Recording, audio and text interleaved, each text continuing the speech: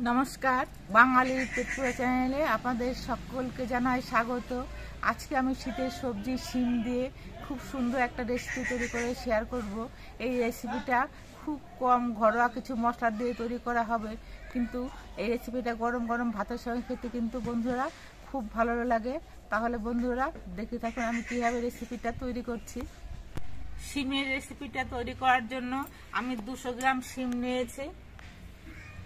এই দেখুন, একটু কচি কচি শিমগুলো নিয়েছি আর কয়েকটা আলু নিয়েছি।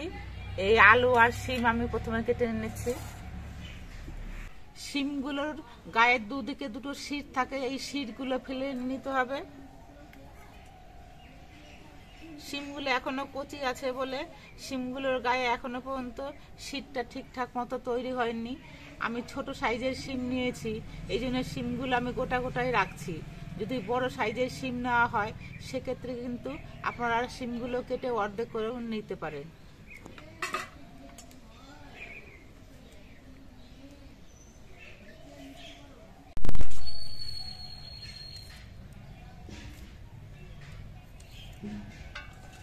শিমগুলো যদি বুড়ো হয়ে যায় তাহলে কিন্তু দুদিকে এরকম আঁশগুলো হবেই, আর অনেকটা মোটা মোটাই আঁশ হবে।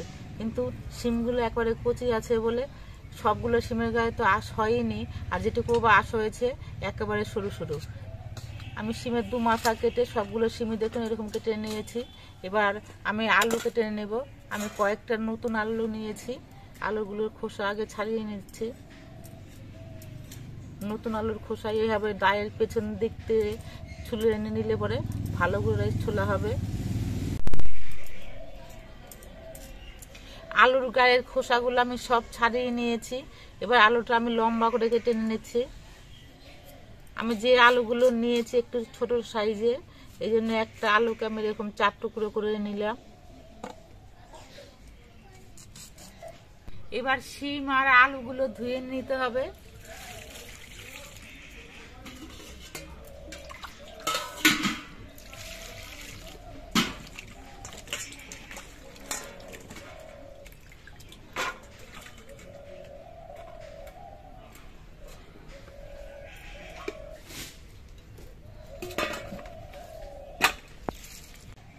এবার আমি কিছু মশলা বেটে নেব।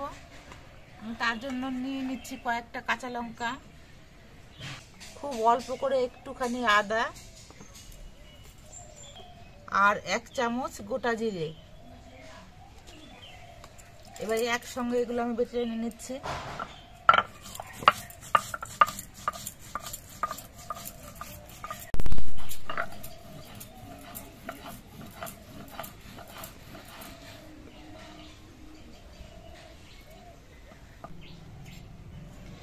মশলাটা আমি মিহি করে বেটে নিয়েছি, এবার তুলে নিচ্ছি।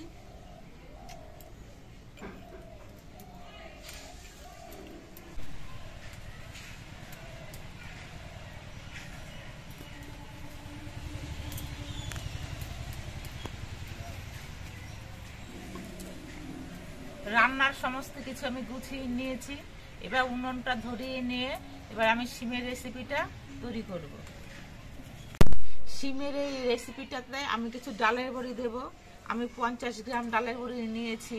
এই ডালের বড়িটা প্রথমে ভেজে নেব। কড়াইটা গরম হয়ে গেছে, দিয়ে দিচ্ছি সরষের তেল। কড়াইয়ে সরষের তেলটা গরম হয়ে গেছে, এবার ডালের বড়িগুলো দিয়ে আমি ভেজে নিচ্ছি।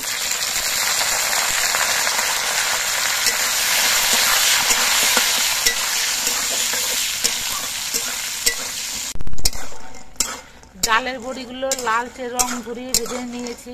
এবার এই ডালের বড়িগুলো আমি নামিয়ে নিচ্ছি।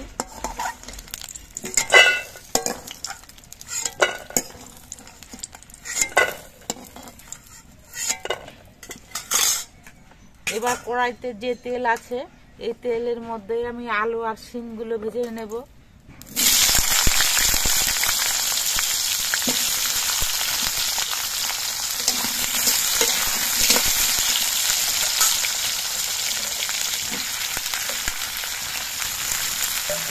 আমি আলু আর শিমগুলো একসঙ্গে ভাজছি।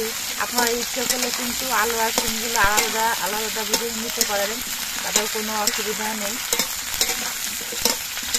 আমি আলু আর শিমগুলো ভাজার সময় অল্প করে নুন দিচ্ছি। এই নুনটা দিয়ে ভাজলে পরে আলু আর শিমগুলো খেতে ভালো লাগবে।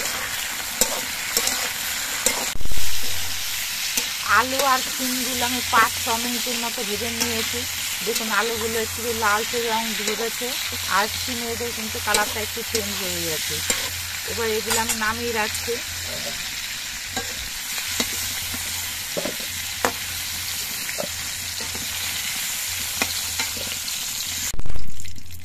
শিম আর আলুটা ভেজে নেওয়ার পর কড়াইতে যে অল্প তেল আছে এই তেলে আমি রান্নাটা করব। এবার এই তেলের মধ্যে দিচ্ছি একটা শুকনো লঙ্কা কেটে 2 টুকরো করে,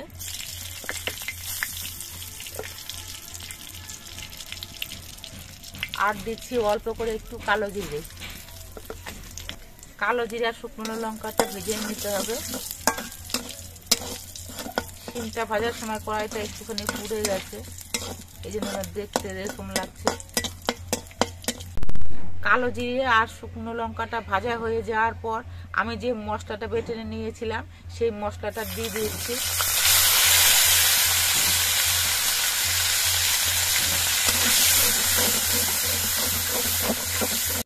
এবার এই মশলার মধ্যে আমি দিয়ে দিচ্ছি পরিমাণ মতো হলুদের গুঁড়ো। আমি এই রেসিপিটা কাঁচা লঙ্কা দিয়ে রান্না করব, কোনো শুকনো লঙ্কা গুঁড়ো দেব না। তবে কালার হওয়ার জন্য আমি একটুখানি কাশ্মীরি লঙ্কা গুঁড়ো দিচ্ছি। এই লঙ্কা গুঁড়োটা দিলে একটা সুন্দর কালার হবে। এবার মশলাগুলো কিছুক্ষণ কষিয়ে নিতে হবে। মশলাটা আমি বেশ কিছুক্ষণ কষিয়ে নিয়েছি।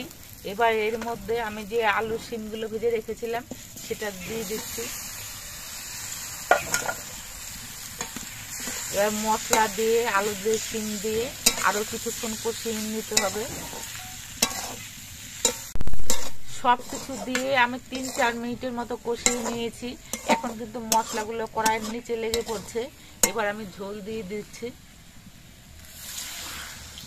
আলুগুলো সেদ্ধ হতে একটু দেরি হবে, তার জন্য ঝোলের পরিমাণটা কিন্তু একটু বেশি করে দিতে হবে।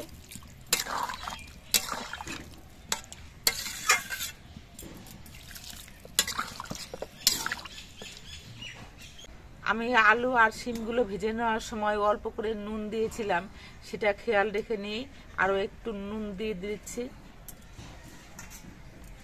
নুন দিয়ে নেড়ে চেড়ে মিশিয়ে এবার কিছুক্ষণ জাল দিয়ে সব সেদ্ধ করে নিতে হবে।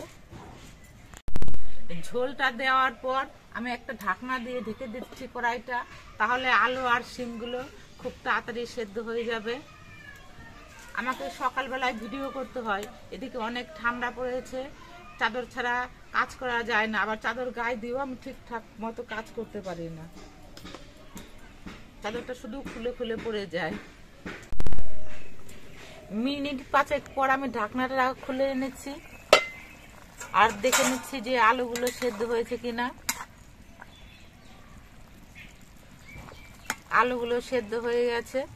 এবার এর মধ্যে আমি ভেজে রাখা ডালাই বড়িগুলো দিয়ে দিচ্ছি।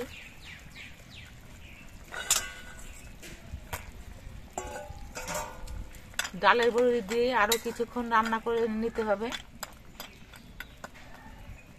আলু শিম দিয়ে অনেকেই হয়তো মাছের ঝোল রান্না করে খেয়েছেন, কিন্তু এরকম আলু শিম দিয়ে ডালের বড়ি দিয়ে এই নিরামিষ রেসিপিটা তৈরি করলে খেতে কিন্তু ভীষণ ভালো হয়। ডালের বড়িটা দেওয়ার পরও আবার আমি কড়াইটা ঢেকে দিচ্ছি, তাহলে ডালের বড়িগুলো খুব তাড়াতাড়ি নরম হয়ে সেদ্ধ হবে।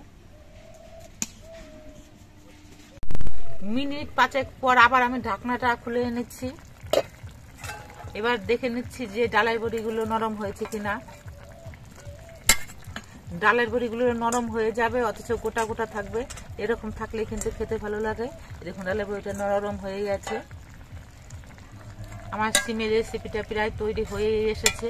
এবার দুটো আলু আমি হাতার পেছন দিয়ে গালিয়ে দেব, তাহলে ঝোলটা কিন্তু অনেকটা ঘন হবে।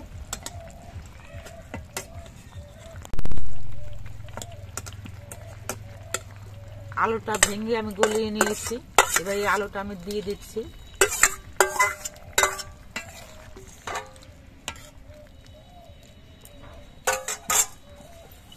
এবার সব শেষে দিয়ে দিচ্ছি কিছু কোচানো ধনেপাতা।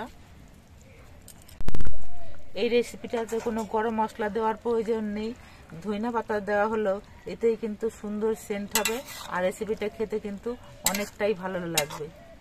ধনিয়া পাতা দিয়ে বেশিক্ষণ ফোটাবো না, একটুখানি সময় ফুটিয়ে নেব।